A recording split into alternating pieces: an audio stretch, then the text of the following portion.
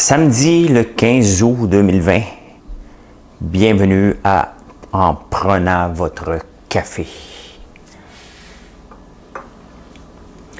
Les matins se suivent et se ressemblent quand l'amour fait place au quotidien.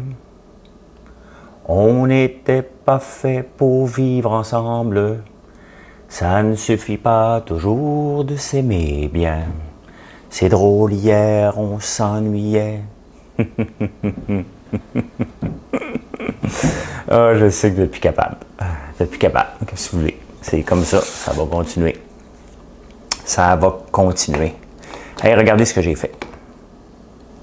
Bon, si vous ne le voyez pas, j'ai fait comme des pains de sucre, mais en cire. Je ne sais pas si je vais y vendre encore. Je ne sais pas. J'en ai 4. On ne se rendra pas riche avec ça. Comment ça va ce matin? On est samedi matin. On se lève plus tranquillement. On fait des travaux sur le gazon, sur le terrain. Si vous travaillez la semaine, hein, on fait ça. Fait que ça sent la coupe. On va commencer avec les nouvelles du sport. Ça sent la coupe. On va gagner la Coupe Stanley. On a joué pour le coach, hein, coach Julien, qui est à la maison dans une chaise berçante. Ben, c'est ce qu'ils disent dans les journaux. Hein. On a joué pour eux. Si j'étais Renaud Lavoie, je dirais, avez-vous remarqué? Shea Weber a ramassé la rondelle, il l'a fait pour le coach. On a joué pour le coach. Ça me fait rire, ça. On a joué pour le coach. Quand il était là, puis tu perds, là. Tu voulais pas jouer pour lui? Quand il gagne, tu gagnes pour le coach? On dit à peu près n'importe quoi dans les journaux quand vient le temps du hockey du Canadien. C'est fou ce qu'on peut se raconter. On a joué pour le coach. La POC, elle ne roulait pas pour nous. Mais non, regarde, un jour t'es bon, l'autre jour t'es pas bon. C'est comme ça. C'est comme KK, Kotkaniemi. Hein? Il était pas bon, c'était fini. On l'envoie à Laval. Peut-être sa carrière dans la Ligue nationale est finie. Paf, 2 buts. Voilà, une superstar est née. On s'entend, le but qu'il a marqué, là, c'était la rondelle, elle s'en allait en soutien, là, tranquillement, pas vite, dans le but. Là. C'était pas... il a déjoué tout le monde, puis il a fait ça. Mais non, on a une vedette. On a besoin de vedettes. C'est comme ça sent la coupe. Et dans le journal, le Philadelphia Inquirer, là, je me demande si le fromage Philadelphia vient vraiment de Philadelphie. J'imagine, j'ai pas eu le temps de faire mes recherches encore. C'est ça le journal, je suis allé voir pour voir qu'est-ce qu'ils racontaient de leurs flyers. J'ai cherché, c'est pas la même fièvre qu'à Montréal, hein? Ils ont autre chose à se mettre sous la dent, eux, parce que c'est un petit encore de tout. Ouais, Canadian Flyers, lost against Canadian. Mais il y a du football. Du football, il y en a plein les pages. Hein? C'est pas tellement important. Philadelphie n'est pas une ville de hockey, malgré ce qu'on pense et ce qu'on dit. C'est une ville de football. En sirotant mon café ce matin, alors qu'est-ce que tu sirotes, François? Alors, je sirote encore du Cutrider, man.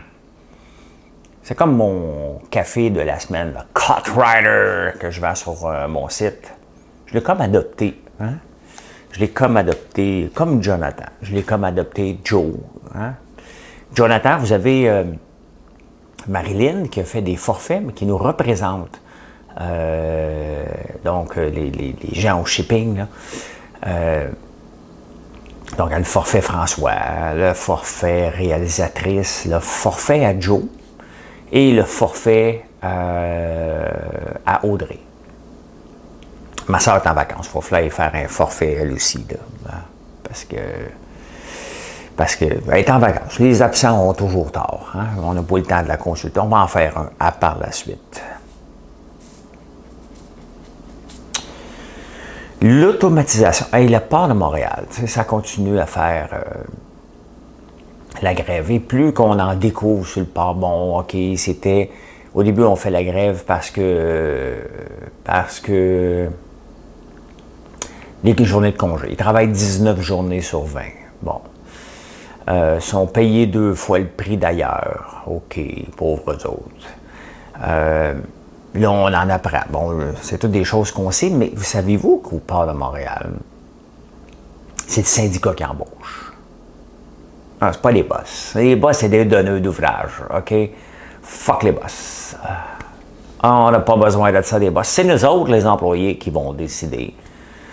Ben c'est ça. C'est les syndicats qui décident, les employés. Puis là, ils choisissent parmi le gang. OK, tu vas-tu fitter dans la gang, toi? Hein?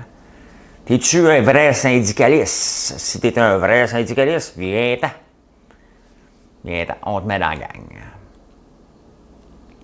Fait que là, ben, ça continue à piqueter. Pendant ce temps-là, on fait le tour des nouvelles des différents ports. Et les ports, on se rend compte qu'ils se automatisent. Bon, ça coûte à peu près 500 millions par port. C'est automatisé. Et toi, la mouche, si tu rentres dans ma bouche,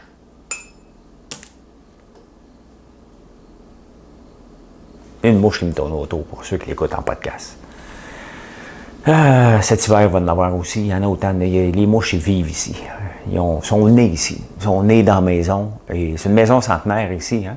Fait que, ils sont nés ici. Fait que c'est moi le fantôme.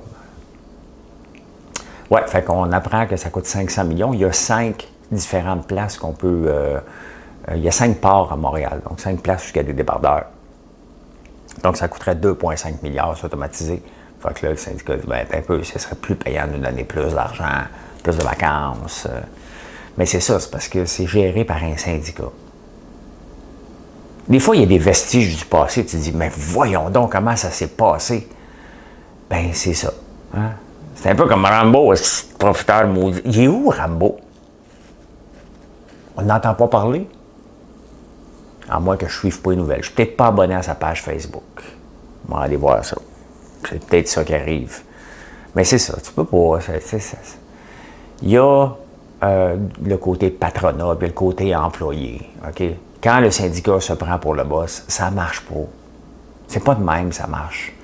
C'est supposé être ensemble, pas un côté contre l'autre. Les maudits boss, maudits employés paresseux, parce qu'il y en a des deux bords. Tu sais? Fait que, ben c'est ça. Hein? C'est géré par un syndicat. Fait que le syndicat, lui, il passe l'entrevue. Bon, allô, toi? Comment ça va? Ben écoute, j'aimerais ça travailler ici. Bon, t'es-tu un bon syndicaliste? Ben oui, je pense que oui. OK. Es-tu prêt à travailler 4 heures, mais te payer 8 heures? Ben oui. OK, c'est bon. Viens dans la gang. Il y a le bureau de la concurrence qui va enquêter sur Amazon, hein, sur les pratiques d'Amazon qui essaie de contrôler les prix, puis que si tu ne passes pas par sa plateforme, ils peuvent te bloquer. C'est ça, Amazon est sur le bureau de la concurrence parce qu'il est en situation de monopole, qu'on dit. Il y a une nouvelle sur la SAQ. La SAQ, où est-ce qu'on achète nos vins, qui augmente les prix comme ça. On est en pleine pandémie, on a trop de vin partout sur la planète, puis eux décident de monter les prix. Il y a une enquête sur Amazon qui dit que, ben c'est ça, c'est parce qu'ils contrôlent les prix, Amazon. Ils regardent le prix des concurrents, puis ils décident de mettre ces prix plus avantageux parce qu'ils sont en situation de monopole. Il y a la SAQ qui vient d'augmenter ses prix parce qu'ils sont en situation de monopole, ils peuvent faire ce qu'ils veulent. Hein? On est obligé d'aller là. Il y a même des bonus versés aux gestionnaires. Il y a le bureau de la concurrence qui va lancer. Voyez où je m'en vais. Hein? On le voit hein, quand c'est une entreprise privée. OK, le bureau de la concurrence débarque là-dedans. OK, qu'est-ce qui se passe là? Tu es en position de monopole, il faut te démanteler. Ah, à côté, il y a la SAQ qui est en situation de monopole créée par le gouvernement pour être dans le commerce de détail parce que là, regarde, c'est du commerce de détail. Là. On n'est plus dans le temps de la prohibition. Là. Le vin, c'est pas illégal. Là, t'sais? Mais eux peuvent faire ce qu'ils veulent. Le bureau de la concurrence ne va pas se mettre le nez là-dedans. Il n'y a pas rapport là-dedans. T'as pas rap?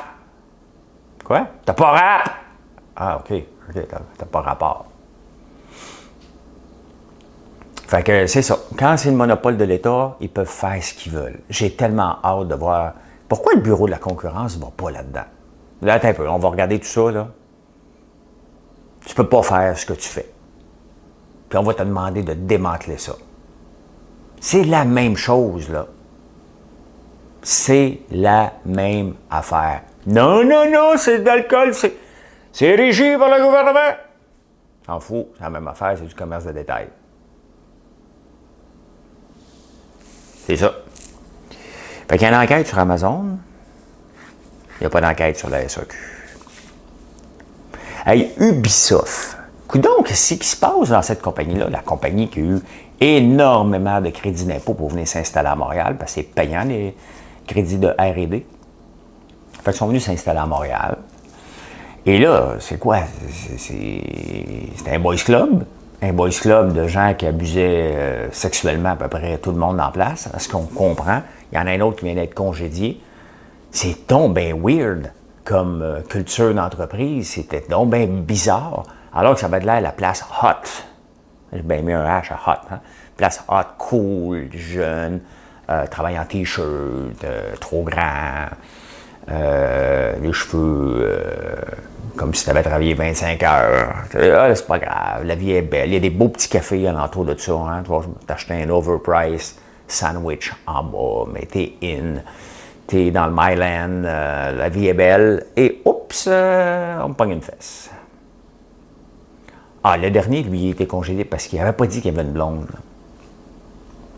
Fait qu'il a entretenu une relation avec quelqu'un jusqu'à temps qu'elle découvre, ben, t'as une blonde? Ben, c'est fini, je ne coucherai pas avec toi. Va te dénoncer, allez out. C'est bizarre. Bizarre qu'il y en ait autant dans la même entreprise. Ils se parlent dessus. Hey, tu as abusé de quelqu'un, toi, hier? Non? Ben, là. Bizarre, bizarre, bizarre, bizarre. Bizarre. OK, Philadelphia Inquirer. Hey, la fameuse deuxième vague. C'est quoi, ça, cette fameuse deuxième vague-là? Adore, hein? On a eu une première vague de COVID. Puis là, il y en a. Puis là, ça dort.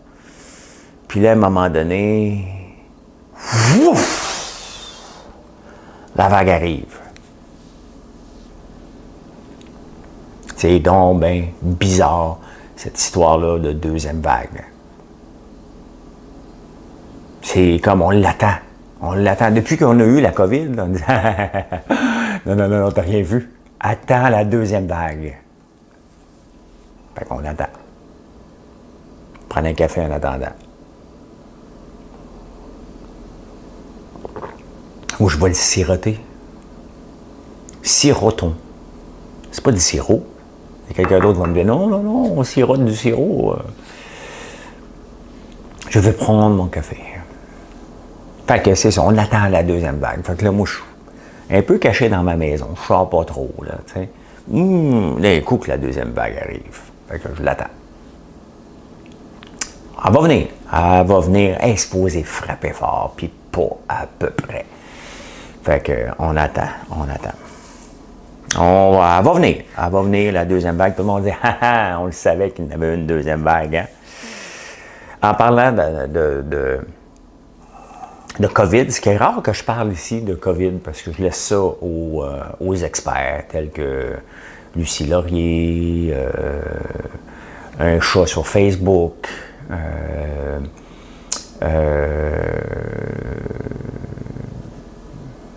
c'est ça, je laisse ça à eux autres.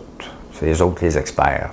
Mais quand même, je vais en parler un peu parce qu'il y a une étude américaine qui doit être financée par les grands lobbies américains qui dit que lors d'arrivée des symptômes, mais c'est pour ça qu'on prend la fièvre. Ici, on la prend tous les jours le matin, la température, on gonne. Un gonne d'en face. Et combien que tu fais le matin? 36,2. Ah ouais, rentre! Et on n'a jamais eu encore. On va se croiser les doigts. On va toucher du bois. Du béton, c'est-tu du bois? Mon comptoir ici est en béton.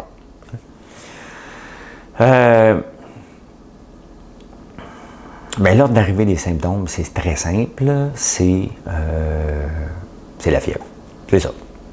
Après ça, il y a un ordre, là. C'est une étude spéciale. Pas commandée par une tête de chat là, sur Facebook. Là. Non, non, non. Des vrais spécialistes qui ont regardé sur 55 000 cas. C'était quoi l'ordre d'arrivée des symptômes?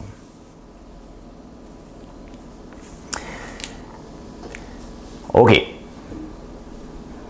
Dans le domaine des affaires, on commence à traiter les choses d'affaires, qu'ont en commun Cinéplex, Air Transat et Cirque du Soleil.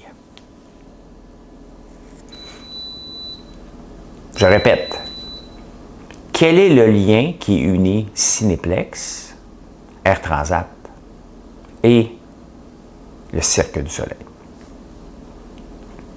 Bon, c'est tous des deals qui ont été faits avant la COVID. Donc, Cinéplex devait se faire acheter par Cineworld. Une grosse transaction, j'oublie, c'était à coup de milliards. Et là, Cineworld a dit, ouais, ben là, ça vaut pas la peine de vous acheter. Et là, je vais éternuer. Désolé. Donc, Cinéplex devait se faire acheter par Cineworld. Pandémie oblige, les chiffres dégringolent, le deal ne tient plus la route. Ça n'a pas de sens. Air Transat devait se faire acheter par Air Canada. Donc, Air Canada essaye de sortir de ça. Il y a une pénalité, bien entendu, parce que le deal ne fait plus de sens à cause de la pandémie.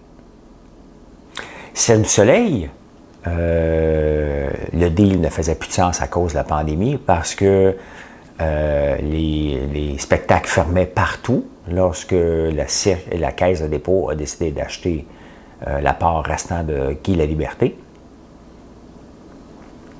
Et alors que ça faisait aucun sens, la Caisse de dépôt a déboursé 228 millions pour acheter Guy Laliberté. Pourquoi j'ai dit qu'il y avait un lien qui les unissait? Ah oui, c'est parce que c'était des deals. Il y en a juste un qui ne devait pas passer. Et c'était fait par la Caisse de dépôt. Ça, c'est ceux qui gèrent notre argent. Donc, les autres, dans le domaine privé, ont décidé que ce n'était pas des bons deals pour continuer de l'avant. Mais avec notre argent, le gouvernement s'en balance. Allez, on achète 228 millions. Et qu'est-ce qu'on fait 5 mois plus tard? On radie ça complètement parce que ça n'a pas de sens. Donc, il va falloir à un moment donné que quelqu'un réponde, qu'on ait une enquête. Qu'est-ce qui s'est passé? Est-ce que c'était quelque chose qu'on avait prévu d'avance? Puis on a dit coûte que coûte, il faut le faire, mais il faut avoir des vraies réponses. Là. C'est pas rien, 228 millions. Ah, c'est des milliards. Mais j'imagine que la personne qui dit, bon, on gère des milliards, 228, c'est pas grave. J'imagine que cette personne-là, quand elle va faire l'épicerie, ne doit pas regarder les prix d'abord. Là. Hein? Ils font pas comme moi une épicerie à 75$. Là. Mais non. Eux autres, ils regardent le plus cher, puis ils achètent. Ou ils se promènent dans le carrosse. « Hey, mon amour, as-tu vu, les piments sont chers, hein? » On n'achètera pas, tu sais. On fait un due diligence. Je les ai vus moins chers ailleurs. Tu sais, c'est comme ça que ça marche. Même ça, quand on fait notre épicerie, on fait une vérification diligente. On arrive, va acheter des piments. Wow! Ils sont prêts pour Instagram, là, mais mon ventre, il n'y a pas besoin d'avoir ça aussi cher que ça. Fait qu'on continue. Tu sais. Ben, fait que c'est ça. On a acheté le cirque 228 millions, puis là, on vient de radier ça. Quelques mois après, ça se met sur la protection de la loi de la faillite. Hey, Mathieu Bocoté, que je lis rarement, parce qu'on n'a pas d'atome crochu. On s'obstine tout le temps. Mathieu Bocoté est triste qu'il n'y ait plus d'émissions de débat comme les francs-tireurs. Et moi aussi, j'aimais beaucoup cette émission-là. Et il se dit, bien, ça n'en prend une émission de débat. Puis il dit, bon, je vais en France, moi, débattre. Ce qui est paradoxal venant de Mathieu Bocoté, qui prétend vouloir être un débatteur, c'est que j'ai déjà débattu contre lui et il ne veut pas débattre. Il veut monologuer. Dès que tu essaies de parler, il parle vite, il parle tout le temps, il coupe la parole. Et il se décrit comme un débatteur. Parce qu'un débatteur, c'est donne ton point de vue, tu laisses le temps à l'autre. Tu sais, tu prends une pause, tu dis, vas-y, c'est à ton tour. C'est à ton tour d'écouter la raison chez nous et ne pas me laisser pour dire que je l'aime. C'est ma toune de Daniel Boucher, bien entendu. Mais c'est ça, quand tu débats, tu dis « Je suis pas d'accord ». Puis voici pourquoi. Là, tu donnes tes points. Puis là, tu veux débattre. Hein? C'est ça un débat. Tu veux débattre avec l'autre. Fait que là, tu lui donnes du gaz. « Ah oui, va te caler, mon grand. » Là, t'attends. il répond. Mais si tu fais ça avec Mathieu Bock-Côté, le problème, c'est qu'il parle blablabla. Là, il va pitcher des noms que tu ne comprends rien. Hein? J'ai déjà fait ça, moi, dans un... il m'a envoyé des mots que je ne comprenais pas pour me mêler. Il dit, il ne doit pas être éduqué, lui. C'est un entrepreneur, un profiteur, un millionnaire, donc il n'a pas d'éducation comme moi. Donc, je vais envoyer des mots qu'il ne comprendra pas. Mais c'est ça. C'est parce que si on veut débattre, c'est pas monologuer. Fait que c'est ça. Il aimerait ça avoir une émission de débat. Il est peut-être en train de se positionner. Je veux être le débatteur de cette émission-là. Je vais aller débattre contre lui. Ah, ben oui. Hey, ça, c'est presque paradoxal. Et c'est presque, ça en est drôle. OK? Ça en est vraiment drôle. Vous savez que les Bixi à Montréal, ça ne marche pas. Ça n'a jamais marché. Okay? On va partir avec ça. Là. Ça n'a jamais marché. Là, cette année, c'est 55% de moins d'utilisation, 2 millions de pertes. Mais l'avenir est au vélo électrique. Électrique! On va développer pour que le Montréal soit un joueur dominant sur la planète. On l'a entendu. Ben, entre-temps, Communauto a l'augmentation des ventes de 20%. Fait qu'on ne veut rien savoir du Bixi à Montréal, alors que Bixi, ça veut une ville de vélo. Et Communauto, ses ventes explosent. C'est difficile d'avoir une auto pour louer. Bon, oui. Les gens partent le week-end avec ça. Mais c'est parce qu'on ne peut pas partir avec un Bixi le week-end, tu sais. Tant que ce soit électrique, on va te faire ça, Montréal-Québec, là. Hein? On va développer le marché québécois avec un réseau électrique. Emmenez-en des projets. Fait que c'est ça. Montréal qui se veut une ville électrique, une ville de vélo, où on a mis la ville tout bas de côté. Finalement, c'est une ville d'auto.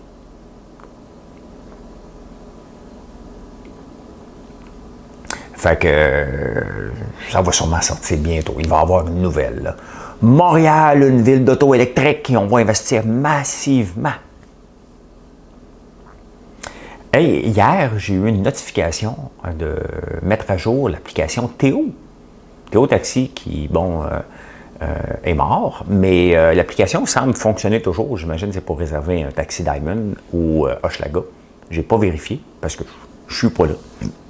Je ne suis pas dans le coin. Fait que Communauto explose. Dans la politique fédérale, il y a Yves-François Blanchette qui veut déclarer des élections, sauf qu'il va se faire bloquer. C'est un bon texte de Mario Dumont.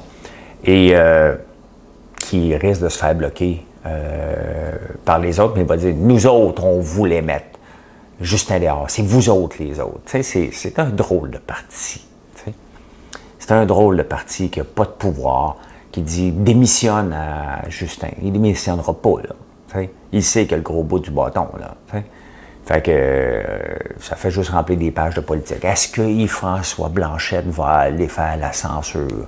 Il va se lever un matin et il va dire « Je déclare une motion de censure contre le gouvernement canadien parce que Justin n'a pas voulu démissionner. » Puis les autres partis vont regarder « Hey boy, on n'a pas une scène, nous autres. » Fait qu'on t'appuie pas. Puis après ça, il va sortir, il va dire « Nous, le Bloc québécois, nous étions les seuls à ne pas vouloir de ce gouvernement corrompu. Les autres partis sont aussi corrompus. » Fait que c'est ça. Ça va donner ça à peu près à l'automne. Et on voit que la rentrée s'en vient. Hein? Les matins sont plus frais. La rosée part beaucoup plus tard. Comme là, on a des balles de foin sur le champ qu'on n'a pas fini de ramasser, mais on ne peut pas y ramasser ce matin tôt. Il faut laisser le soleil faire son œuvre. On va aller ramasser ça vers 11 heures à peu près.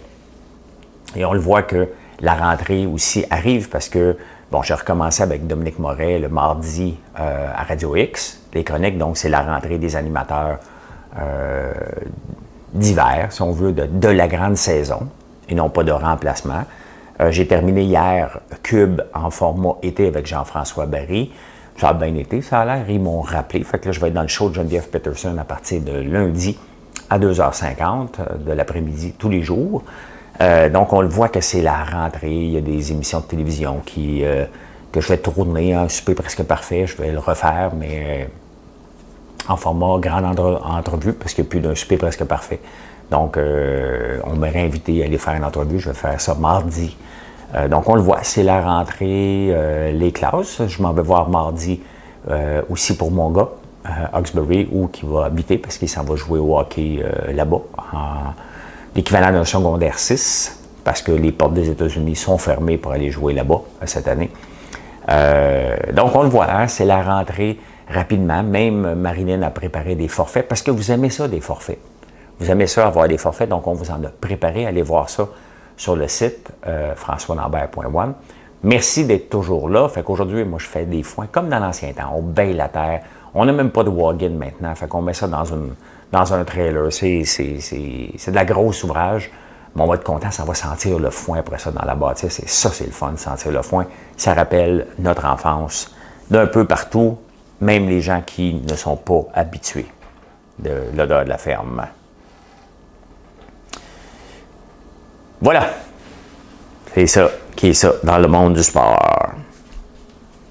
Notre vieille terre est une étoile, ô toi aussi, tu ris un peu, vis un peu. Je viens te chanter la balade des gens heureux. Voilà, bonne journée.